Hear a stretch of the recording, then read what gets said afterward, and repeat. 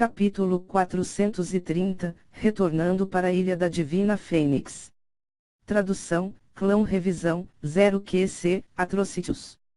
Quando a cidade da Fortuna do Céu entrou no outono, os dias começaram a ser preenchidos com um leve arrepio. No 9º mês, o príncipe herdeiro Yanglin ascendeu ao trono. A grande cerimônia continuou por um total de 9 dias. Antes disso, todos os funcionários que haviam sido expurgados e ainda estavam vivos voltaram a ser restaurados para sua antiga glória. Eles entraram no palácio repetidas vezes, sendo promovidos continuamente. Quanto aos funcionários que seguiram Yangzin, alguns foram rebaixados e alguns foram exilados. Embora Yanglin fosse um homem naturalmente bondoso, depois de se tornar imperador, ele também começaria a mostrar gradualmente um lado implacável.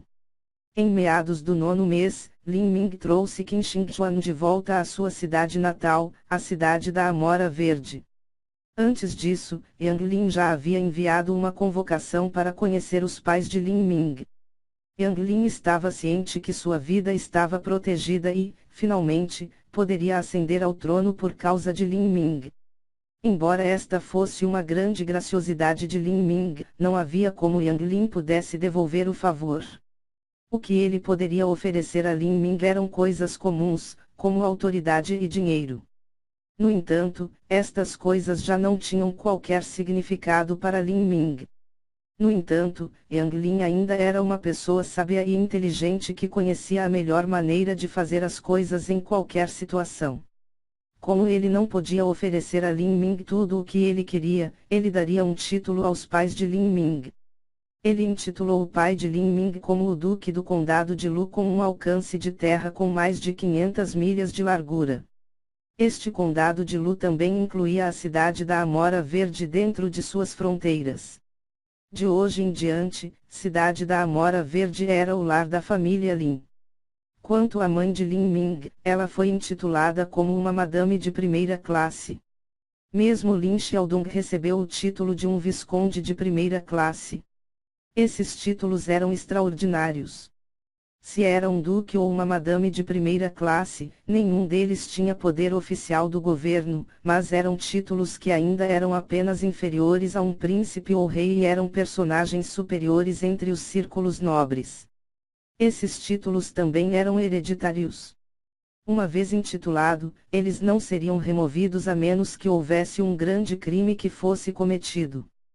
Assim, o Palácio Real não atribuía facilmente esses nobres títulos aos outros. Além de tempos de grande guerra ou na fundação da nação, quase nunca seriam dadas. Se alguém pensasse que poderiam receber este título em tempos de paz, então isso era simplesmente um absurdo. Era preciso saber que o título de visconde dentro da cidade da Amora Verde incluía uma mansão de 30 milhas e 1000 servos. Quanto às várias grandes famílias da cidade da Amora Verde, além da família Zhu, que obteve algum prestígio porque sua filha se tornou a concubina do imperador, os outros cabeças de família não eram nem mesmo barões de segunda categoria. Quanto aos plebeus, o melhor entre eles poderia ser considerado o rico nobre do campo. Entre as pessoas comuns e a nobreza, havia uma lacuna insuperável. A nobreza representava as posições mais honradas. Embora as grandes famílias comerciais fossem grandes e poderosas, dentro das mentes das pessoas comuns, suas qualificações sociais eram inferiores aos nobres. Assim, para os pais de Lin Ming serem capazes de receber um título e se tornarem um duque ou uma madame, era simplesmente um sonho se tornado realidade. Este foi um evento digno de uma grande celebração e também trouxe grande honra a seus antepassados. Quando Lin Ming viu o olhar feliz nos rostos de seus pais, ele ficou profundamente satisfeito. Ele não pensou que um título tão comum do mundo mortal deixaria seus pais satisfeitos. A última vez que Lin Ming voltou, mesmo as pílulas que ele lhes dera, que lhes permitiriam estender a vida por 100 anos, não fez com que seus pais ficassem tão felizes. Quando a mãe de Lin Ming observava carinhosamente o decreto imperial, o sorriso dela foi de orelha a orelha. Ela decidiu que ela teria uma bela caixa feita de sândalo e depois colocaria o decreto imperial dentro. Mais tarde, quando ela passasse para o próximo mundo, ela poderia levantar a cabeça quando visse seus ancestrais. Lin Ming não estava seguro se ele ria ou chorava quando ouviu essas ideias. Quando Lin Mu falou com alegria, o grito de um pequeno bebê foi de repente emitido pela ala oeste da residência. Este bebê era a pequena irmã de Lin Ming. Lin Ming esteve preso no reino místico da Divina Fênix por quase um ano. Sob a proteção de Qinzia, os pais de Lin Ming nem ouviram a notícia da morte de Lin Ming desde o início até o fim. Eles haviam vivido um ano inteiro felizes e em paz e até mesmo fez surgir uma irmãzinha para Lin Ming. Poderia dar os créditos para as pílulas de Lin Ming. Esse casal que havia trabalhado duro durante meia vida de repente sentiu-se muito mais jovem. As rugas em sua pele desapareceram e seus corpos melhoraram constantemente. Agora, o marido e a esposa não eram diferentes de ninguém em seus 30 e poucos anos. A irmãzinha de Lin Ming tinha apenas alguns meses de idade e ainda estava sendo amamentada. Seu nome era Lin Xiaoji e seu apelido era Pombinha. Esta menina tinha olhos surpreendentemente grandes e não tinha medo de estranhos. Ao ver Lin Ming, ela olhou para ele com seus brilhantes olhos negros, observando-o atentamente. Lin Ming gostava muito desse bebê fofo. Ele tirou um pingente de jade de alma de seu anel espacial e colocou-o em torno do pescoço de Lin Xiaoji. Este bebê tinha chegado na hora certa. Lin Ming estava preocupado que seus pais ficassem solitários depois que ele partisse, mas agora que a Pombinha estava aqui, esse não seria o caso. Talvez no futuro também possa haver outro irmãozinho ou irmã e eles também poderiam herdar o título da família. Quanto à Pombinha, ela pode se casar dentro do Palácio Real e se tornar uma imperatriz no futuro. Nesse momento, seus pais não deveriam ter mais arrependimentos. Lin Ming não estava planejando contar a seus pais o que aconteceu este ano, mas depois que o casal esteve em casa por um tempo, eles descobriram o que aconteceu. Depois que Lin Mu ouviu esta notícia, ela ficou assustada. Especialmente depois de ter ouvido que Lin Ming logo deixaria o reino da fortuna do céu novamente e desta vez levaria muito tempo antes de retornar. O humor inicialmente feliz de Lin Mu caiu e ela não falou por um dia inteiro. Ela não sabia quais seriam as experiências de Lin Ming quando ele partisse, mas o que ela sabia era que, sem dúvida, seria perigoso. Não só isso, mas ela não poderia ver seu filho por vários anos. Lin Mu não estava feliz. A única que poderia fazer Lin Mu sorrir era Qin Xingchuan. Embora Lin Ming fosse apenas amigo de Qin Xingchuan, na opinião de Lin Mu, desde que Lin Ming a trouxe de volta para sua casa, era a mesma coisa que trazer uma mulher para conhecer os sogros. Não importa como Lin Mu olhasse para ela, ela ficou muito satisfeita com essa futura nora.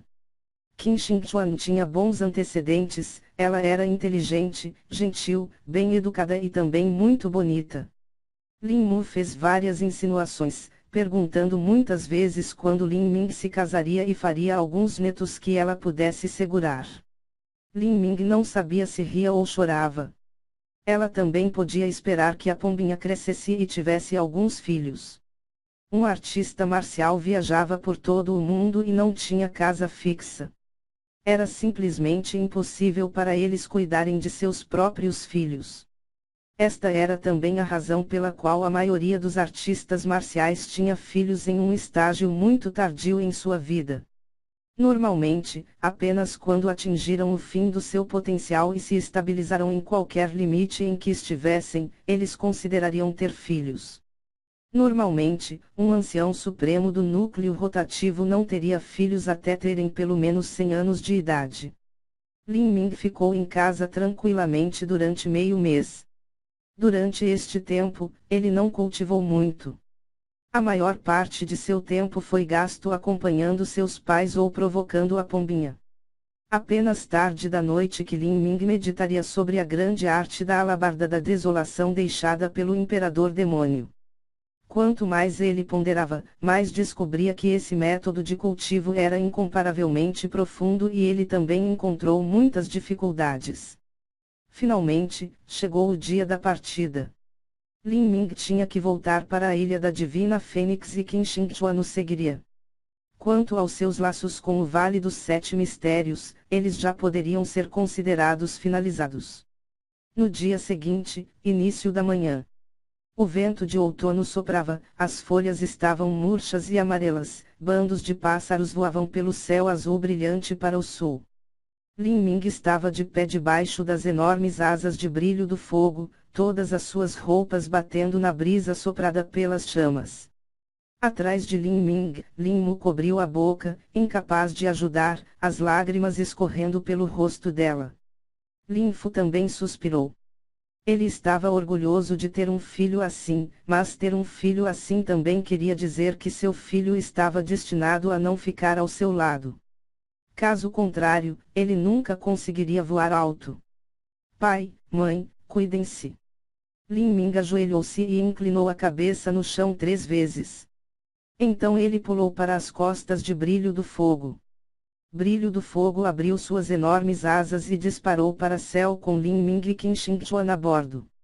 O pássaro vermilhão voou alto no céu.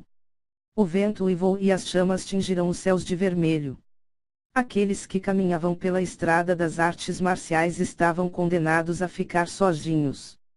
Eles viveriam longas vidas e era impossível para eles passarem seus anos juntos com sua família.